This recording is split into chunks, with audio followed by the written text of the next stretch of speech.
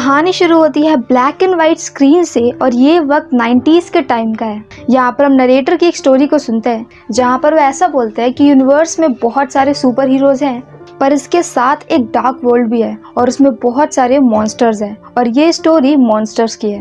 और ये कहानी बहुत पुराने वक्त की है जिस टाइम पर लोग मॉन्स्टर्स को अच्छा नहीं मानते थे और उन्हें मारने की हमेशा कोशिश करते रहते थे और उसके लिए वो ब्लड स्टोन का यूज करते थे। ब्लड स्टोन ही सारे मॉन्स्टर्स को मार सकता है। यूलिसिस ब्लडस्टोन नाम के एक आदमी के पास में था, लेकिन अब यहाँ पर यूलिसिस की डेथ हो गई है क्योंकि वो काफी ज्यादा बूढ़ा हो गया था और अब इस ब्लडस्टोन के लिए काफी सारे लोगों ने अपनी दावेदारी करी है और आज यहाँ पर यूलिसिस के फ्यूनरल पे सभी लोग उस ब्लड स्टोन को लेने के लिए आने वाले हैं। अब नेक्स्ट सीन में हम एक जगह को देखते हैं जहाँ पर यूलिसिस का फ्यूनरल होता है। यहाँ पर काफी सारे हंटर आए होते हैं और ये सभी लोग ब्लड स्टोन को लेने के लिए आए हैं। यहीं पर हम एल्सा को देखते हैं जो कि यूलिसिस की बेटी थी, लेकिन उसने 30 साल पहले ही अपने पिता को छोड़ दिया था क्योंकि वो अपनी माँ की तरह थी और उसे अपने पिता के रास्तों पे चलना बिल्कुल भी पसंद नहीं था। पर आज 30 साल बाद वो ब्लड स्टोन को लेने के लिए वापस आई है। यहीं पर हम वेरूसा को देखते हैं जो कि एल्सा की सौतेली माँ है, मतलब कि यूलिसिस की सेकंड वाइफ। और वेरूसा और एल्सा एक दूसरे को बिल्कुल भी पसंद नहीं करते हैं। इसके बाद हम देखते हैं जैक को।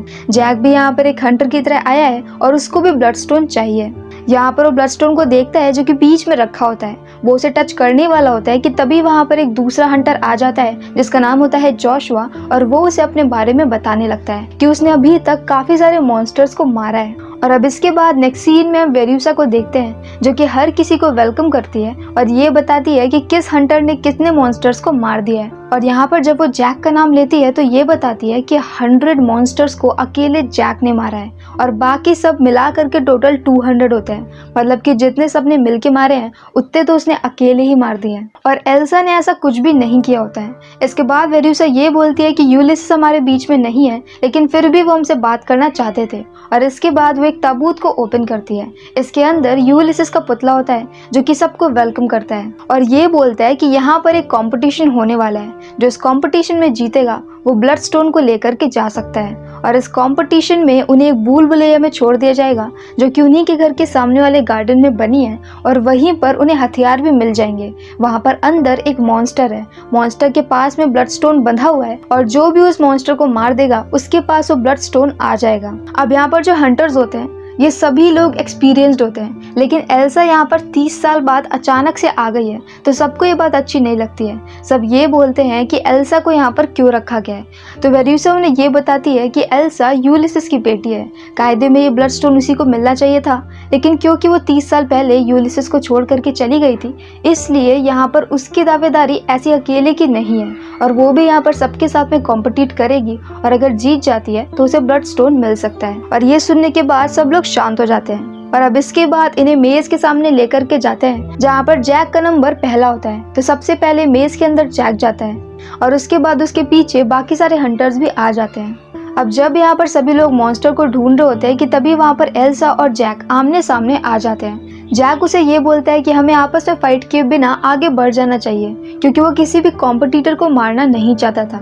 लेकिन तभी वहाँ पर जोशुआ जैक के ऊपर अटैक करता है और एल्सा जैक को बचा लेती है और वो जोशुआ का वेपन लेकर के भाग जाती है। इसके बाद यहाँ पर एल्सा जाती है और एक दूसरे हंटर से फाइट करती है। वो उसके हाथ को काट देती है और फिर उसी के कटे हुए हाथ में लगा हुआ जो वेपन होता है उसी से उस हंटर को मार देती है। अब जब ये सब हो जाता है कि तभी वहाँ पर जोशुआ आता है तो एल्सा वहाँ पर छिप जाती है और जोशुआ अपने वेपन को लेकर के चला जाता है क्योंकि फाइट के दौरान एल्सा के हाथ से वो वेपन कहीं दूर पे गिर गया होता है। और अब तक हमें ये समझ में आ जाता है कि 30 साल में एल्सा ने काफी अच्छी प्रैक्टिस करी है और वो काफी ज्यादा स्ट्रॉन्ग है। लेकिन यहाँ पर फाइट के दौरान एल्सा के पैर में चोट लग गई थी इसलिए वो एक रूम के अंदर चली जाती है। और अब नेक्स्ट सीन में हम जैक को देखते हैं। जैक यहाँ पर एक दूसरी हंटर से बचते हुए उसी रूम के अंदर आ जाता है और रूम को बंद कर देता है।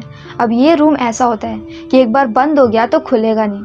और अब यहाँ पर जैक और एल्सा अकेले होते हैं। अब ये दोनों थोड़ी देर बात करते हैं जिसमें जैक ये देखता है कि एल्सा के पैर में चोट लगी है तो वो उसकी हेल्प करता है। जैक यहाँ पर ये भी बताता है कि वो बाकी सबकी तरह उस तरीके का हंटर नहीं है। एल्सा बोलती है कि वो भी नहीं है, मतलब कि वो दोनों किसी भी मॉन्स्टर को बिना किसी मतलब के नुकसान पहुंचाना नहीं चाहते हैं। अब यहाँ पर जैक उसके सामने एक डील रखता है। वो बोलता है कि वो यहाँ पर मॉन्स्टर को बचाने आया है। वो मॉन्स्टर जिसे आज इस मेज में लाया गया है जो कि जैक का काफी अच्छा दोस्त है और उसका नाम है टेड। जैक यहाँ पर टेड को बचाने के लिए ही इस कंपटीशन में पार्ट ले रहा है और वो यहाँ पर ऐसा चाहता है कि एल्सा इसमें उसकी हेल्प करे और बदले में एल्सा को ब्लड स्टोन मिल सकता है। पहले तो एल्सा उसके ऊपर ट्रस्ट नहीं करती पर बाद में मान जाती है। जैक यहाँ पर पहले ही मैन थिंग से मिलकर के आ चुका होता है और उसने मैन थिंग को ये भी बोल के रखा होता है कि उसे बस सबसे बचे रहना है और वो कैसे भी करके उसे बचा लेगा। जैक यहाँ पर अपने साथ में एक छोटा सा बॉम्ब लेकर के आता है जिसे कि दीवार पे लगाने से दीवार पूरी टूट जाएगी और उसका यही प्लान होता है कि मेज के पास में किसी वॉल को तोड़ेगा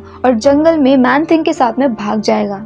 अब यहाँ पर एल्सा उसकी बात मान गई है तो वो यहाँ पर बनी हुई बहुत सारी ग्रेव में से एक ग्रेव को तोड़ दिया जिसके अंदर उसे कुछ वेपन मिलते हैं और एक कीज मिलती है। इन कीज की हेल्प से वो लोग बाहर आ जाते हैं और अब एल्सा जैक को बोलती है कि वो जा करके वॉल को तोड़े। जैक उसे बता देता है कि उस मॉन्स्टर का नाम टेड है। जब वो उसके सामने जाए तो उससे डरे नहीं, उसके साथ फ्रेंडली बिहेव करे और उसको टेड नाम से बोले और वो उसके ऊपर ट्रस्ट करेगा। अब दूसरी तरफ हम जोशुआ को देखते हैं जो कि टेड के ऊपर अटैक करने वाला होता है कि तभी वहाँ पर पीछे से एल्सा उसे बचा लेती है, मतलब टेड को बचा लेती है। और अब टेड बाहर निकल करके आता है और जोशुआ के सिर को फोड़ देता है। इसके बाद वो एल्सा के ऊपर भी अटैक कर देता है लेकिन तभी एल्सा उसे टेड बोलती है और टेड एकदम से शांत हो जाता है और वो एल्सा के साथ में चला जाता है। दूसरी तरफ जैक से यहाँ पर बॉम्ब ब्लास्ट नहीं हो रहा था क्योंकि उसे पता ही नहीं था कि उस बॉम्ब को यूज कैसे करते हैं और वो नॉर्मल बॉम्ब की तरह नहीं था, थोड़ा हाईटेक था। पर जैसे तैसे करके वो वहाँ पे बॉम्ब को ब्लास्ट कर देते हैं और वॉल टूट जाती है और मैन थिंग वहाँ से निकल जाता है। पर निकलने से पहले एल्सा उसके पास में से ब्लड स्टोन को निकाल लेती है। उस ब्लड स्टोन की वजह से मैन थिंग काफी ज्यादा कमजोर महसूस कर रहा था और अब वो फाइनली फ्री हो गया है। अब यहाँ पर जैक के सामने ब्लड स्टोन होता है तो एक बार जाकर के उसे टच करने की कोशिश करता है पर वो ब्लड स्टोन उसे दूर फेंक देता है। और अब यहाँ पर जो बाकी लोग ये सब कुछ देख लेते हैं क्योंकि वो लोग भी अब तक वहाँ पर आ चुके होते हैं, वो सब लोग समझ जाते हैं कि जैक एक मॉन्स्टर है, जैक एक वेयरवुल्फ है। और क्योंकि यहाँ पर एल्सा ने जैक की हेल्प की थी उस मॉन्स्टर को भगाने के लिए तो वो यहाँ पर उन दोनों को ये केज के अंदर बंद कर देते हैं। एल्सा यहाँ पर बहुत ज्यादा नाराज होती है और जैक उसे समझा रहा होता है कि वो एक वेयरवुल्फ है और जब फुल मून होता है उसी दिन वो वुल्फ में बदल जाता है, बिल्कुल प्रोफेसर ल्यूपिन की तरह। और क्योंकि फुल मून 5 दिन बाद को है इसलिए कोई भी प्रॉब्लम नहीं होगी। पर अब यहाँ पर एल्सा उसे ये बताती है कि ब्लड स्टोन के अंदर काफी सारी पावर्स हैं और वो चाहे तो ब्लड स्टोन की हेल्प से उसे कभी भी वुल्फ में बदल सकती है। और वो ब्लड स्टोन इस वक्त वेरियूसा के पास में है और वेरियूसा तो चाहती है कि एल्सा की डेथ हो जाए तो जरूर यहाँ पर वो जैक को वुल्फ में बदल देगी ताकि जैक यहाँ पर एल्सा को मार दे। अब जैक ऐसे बोलता है कि उसने पहले एक बार ट्राई किया है, वो यहाँ पर उसे याद रखने की कोशिश करेगा और इसके लिए वो एल्सा की बॉडी को स्मेल कर लेता है ताकि वो उसकी स्मेल को याद रखे। वो यहाँ पर एल्सा को ये बोलता है कि जब वो वुल्फ बन जाए तब वो उसके ऊपर अटैक नहीं करे और ना ही उससे डरे, तो हो सकता है कि वो उसे पहचान ले और छोड़ दे। और नेक्स्ट सीन में हम यहाँ पर देखते हैं वेरियूसा को। वेरियूसा के हाथ में ब्लड स्टोन होता है और वो यहाँ पर जैक को वुल्फ में बदलने वाली होती है। जैक मना कर रहा होता है, वो कहता है कि अगर उसे मारना है तो ऐसे ही मार दो, लेकिन वेरियूसा उसकी बात को नहीं मानती और मंत्र को पढ़ना शुरू कर देती है।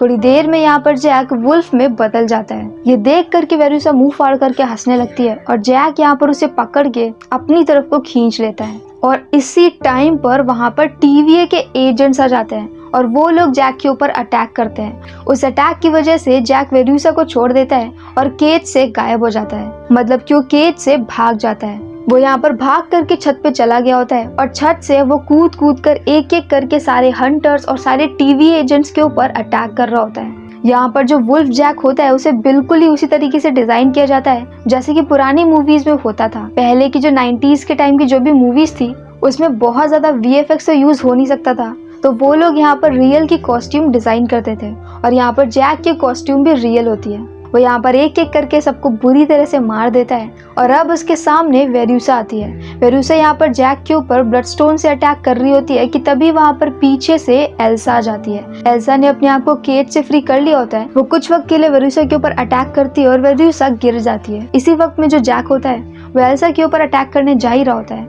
लेकिन फिर यहाँ पर एल्सा उससे प्यार से बिहेव करती है तो जैक को वो याद आ जाती है और जैक उसे छोड़ करके निकल जाता है। अब यहाँ पर वेरियूसा एक बार दोबारा से खड़ी होती है और एल्सा को मारने वाली होती है कि तभी वहाँ पर पीछे से टेड आता है और वेरियूसा को ही मार देता है। इसके बाद एल्सा टेड को बोलती है कि जैक जंगल की तरफ को चला गया है और टेड भी जैक के पीछे निकल जाता है। और अब यहाँ पर एल्सा के पास में ब्लड स्टोन आ चुका है और वो आराम से एक सोफे पर बैठी होती है और तभी ये black and white screen colourful में चेंज हो जाती है और नेक्स्ट सीन में हम देखते हैं टेड को, जो कि जंगल में होता है और जैक उसके साथ में होता है। वो दोनों यहाँ पर आराम से बातें करते हैं। टेड यहाँ पर जैक के लिए कुछ कपड़े भी लेकर के आया होता है और इसी हैप्पी एंडिंग के साथ ये मूवी यहीं पर खत्म हो जाती है। इस मूवी का नाम था वेयरवुल्फ बाय नाइट, जैसे कि मार्वल स्टूडियोज ने बनाया है और ये एक टेलीविजन मूवी है जिसकी IMDb रेटिंग है 7.2 आउट ऑफ 10। तो अगर आपको मेरा एक्सप्लेन पसंद आया हो तो प्लीज हमारी वीडियो को लाइक करें, शेयर करें और हमारे चैनल को सब्सक्राइब करें। तो मिलते हैं नेक्स्ट वीडियो के साथ। Bye bye.